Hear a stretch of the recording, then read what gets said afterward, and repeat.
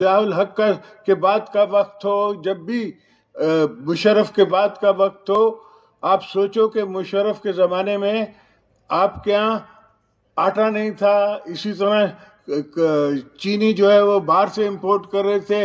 ہم نے 1 سال میں پاکستان کو خود کفیل کر دیا اپنے اناج میں، اپنی گندم میں.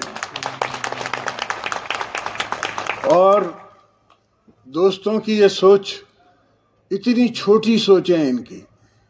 Power power power.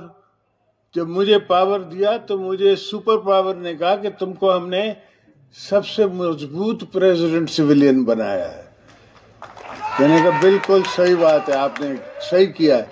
میں نے 3 مہینے بعد ساری پاور پارلیمنٹ کو ٹرانسفر کر دی،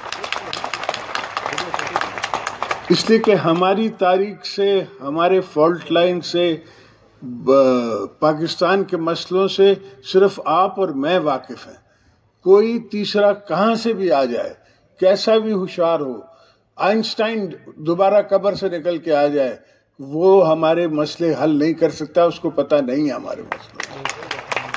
ہمیں پتہ ہے کہ کس طرح غریبوں کو تکلیف ہوتی ہے، کس طرح بھوک ہے، کس طرح بچوں کو نوکریاں نہیں ملتی، تنخواہیں نہیں ملتی. بچہ بیٹھا ہوا ہے، اس کو اگر ہم نوکری نہیں دیتے تو اس کو اگلا اس کی